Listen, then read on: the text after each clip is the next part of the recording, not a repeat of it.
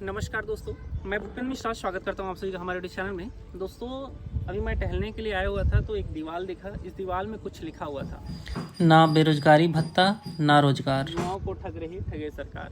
ये भूपेश बघेल जी जब मुख्यमंत्री थे हमारे छत्तीसगढ़ के और विधानसभा का चुनाव आया था तो संभवतः उस समय इस दीवार को बनाया गया होगा, या ये जो एडवर्टाइजमेंट के लिए है बीजेपी का वो लगाया गया होगा। अभी आज की इस वीडियो में मैं आप सभी को हमारे छत्तीसगढ़ में जो CGPSC ने 2023 का रिजल्ट जारी किया है इसके बारे में पूरा का पूरा बताऊंगा। और ये पहला वीडियो है, इसके बाद एक वीडियो और बनाऊंगा जब हमको मेंस की कॉपी मिल जाएगी, ठीक है। वो थोड़ा ज़्यादा एनालिसिस में रहेगा। और अभी भी हमारी जो टीम है, ठीक है, वो अभी भी एनालिसिस कर रही है कि क्या इस बार के भी भर्ती परीक्षा में कुछ ना कुछ गड़बड़ी हुआ है या नहीं हुआ है। जहाँ तक जो चीज़ अभी फ़िलहाल है उन सभी चीज़ों को अभी ये पहला वीडियो है, इसमें आप सभी को बताता हूँ। दूसरा वीडियो जो मेंस का कॉपी आ जाएगा उसके बाद एक और अच्छे से डिटेल में बनाऊंगा। देखिए यहाँ पर जो लिखा है पहले इसको एक्सप्लेन करता हूँ, उसके बाद 2023 के रिजल्ट में चलूँगा CGPSC के। इसमें लिखा है ना बेरोजगारी भत्ता ना रोजगार, ठीक है। ऐसा नहीं है कि अभी कांग्रेस की सरकार चेंज हो गई है और छत्तीसगढ़ में भाजपा की सरकार आ गई है तो अब युवाओं को बेरोजगारी भत्ता मिल रहा है, ऐसा कुछ भी नहीं है, अभी भी नहीं मिल रहा है। रोजगार की बात करें, जो पुरानी भर्ती प्रक्रियाएं ही हैं वही भर्ती प्रक्रिया अभी तक कंप्लीट नहीं हुई है, ठीक है। लोगों को ज्वाइनिंग मिल जाए तब तो उनको रोजगार मिलेगा ना, जब उनको पर मंथ सैलरी मिलने लग जाए तब तो उनको रोजगार कंप्लीट होगा ना, अब मिल गया करके। लेकिन ऐसा अभी भी नहीं हो रहा है। तो ये ऐसा नहीं है कि छत्तीसगढ़ में युवा खुश हैं। हाँ, CGPSC का हर साल एग्ज़ाम होता है, उसका रिज़ल्ट आया हुआ है। उसके रिज़ल्ट में क्या इस बार गड़बड़ियाँ हैं या नहीं हैं, ये हम सभी को देखना है। देखिए, आप सभी को समझाता हूँ। टामन सिंह सोनवानी सर ने अपने कार्यकाल में बहुत सारे CGPSC के एग्ज़ाम को कंडक्ट कराया। ये रीता सांडिल्य जी के पहला एक प्रकार से कहा जाए राज्य सेवा परीक्षा का पहला एग्ज़ाम है जो सफलतापूर्वक हो चुका है, ठीक है। और न्यूज़पेपर के माध्यम से हम सभी कहीं ना कहीं देखेंगे कि हर रोज़ इसमें अच्छे तरीके से एग्ज़ाम कंडक्ट कराया गया है, पारदर्शिता लाया गया है, सब अच्छे से हुआ है। इसके बारे में हम सभी को देखने को मिल रहा है। फिलहाल आप सभी को कुछ चीज़ें बता देता हूँ। जो CGPSC ने 2023 में कुल 242 पद निकाले हुए थे, जिसमें 235 लोगों का सिलेक्शन हुआ है। डिप्टी कलेक्टर बोले तो लगभग 8 लोग बने हुए हैं। आप सभी अगर नोटिफिकेशन में जा कर के देखोगे तो वहाँ डिप्टी कलेक्टर के 8 ही पद आए हुए थे, जिसमें से एक जो था वो दिव्यांग के लिए था। और यहाँ पर जो हमारे ये लकेश्वर यादव जी हैं वो दिव्यांग कोटे से डिप्टी कलेक्टर बने हुए हैं, ठीक है।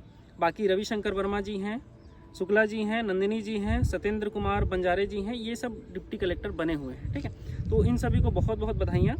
और देखो क्या है, एक दिव्यांग संघ भी है, उसकी मांग रही है कि जो भी लोग अगर दिव्यांग कोटे से सिलेक्शन लेते हैं तो उनकी दिव्यांगता का एक प्रकार से फिर से जांच होना चाहिए। हमारे रायपुर का ही जो अम्बेडकर हॉस्पिटल है वहाँ हो जाए, या कोई भी जो गवर्नमेंट हॉस्पिटल है वहाँ हो जाए, तो वो दिव्यांग संघ भी खुश होता है। तो इस बार भी मैं यही प्रार्थना करूँगा CGPSC से कि जो लोग दिव्यांग कोटे से आए हैं उनका दिव्यांगता का एक बार क्लेरिफिकेशन हो जाए कि हाँ वो दिव्यांग ही हैं। क्योंकि लगभग 3 से 4 डिप्टी कलेक्टर और 7-8 नायब तहसीलदार के ऊपर अभी भी ये चीज़ें चल रही है कि वो फर्जी दिव्यांग कोटे से आए हुए हैं। मैं ये नहीं कह रहा हूँ कि लकेश्वर यादव जी फर्जी दिव्यांग कोटे से आए हैं, ठीक है। और भी बहुत सारे लोग हैं जो दिव्यांग कोटे से आए हुए हैं इसमें PSC में, ठीक है।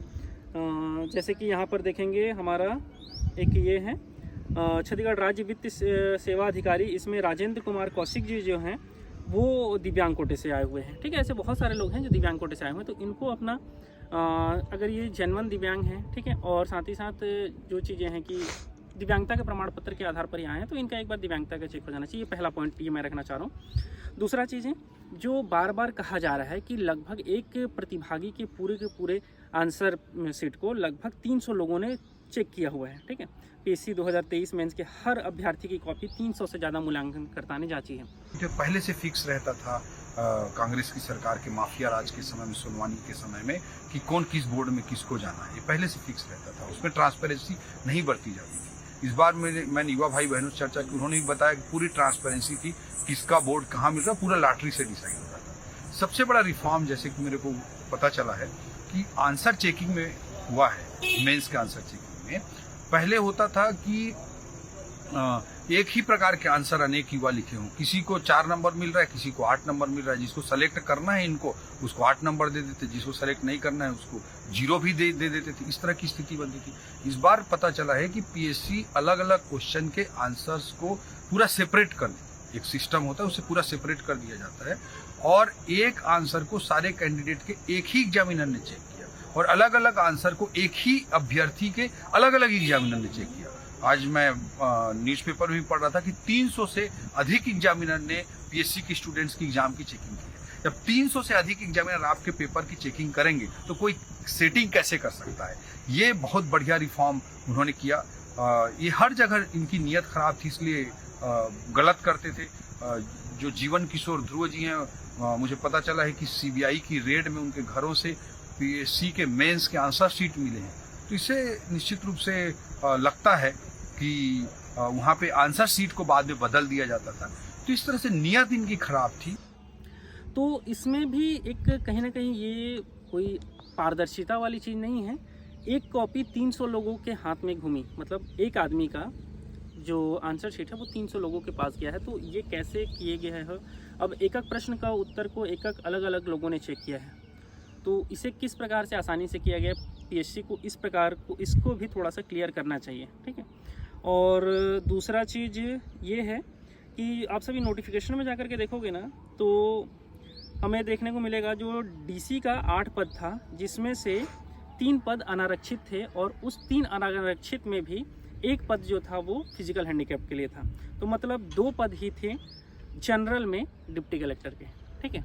तो यहाँ पर हम सभी और भी कुछ चीज़ें हैं जो मेरे पास अभी आ रहा है कि फिलहाल ये भाजपा के मतलब बहुत बड़े नेता की वाइफ रही हैं, ऐसा करके कुछ आ रहा है, कुछ फोटोग्राफ्स हैं, ठीक है। तो ये डिप्टी कलेक्टर बने हैं, ऐसा करके बहुत सारी चीज़ें हैं जिसको अब हम जो नेक्स्ट वीडियो आएगा उसमें क्लियर करेंगे। हाँ, फिलहाल ये है कि कहीं ना कहीं सीजीपीएससी में हमको सुधार देखने को मिला है। कम्प्लीटली डिनाई नहीं किया जा सकता कि सीजीपीएससी में सुधार नहीं हुआ है, सीजीपीएससी में सुधार हुआ है।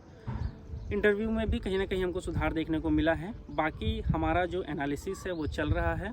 हम यही चाहेंगे कि छत्तीसगढ़ लोक सेवा आयोग में कहीं भी अगर किसी को 1% भी शक हो कि हाँ घोटाला हुआ है तो वो उसके माइंड में ना रहे।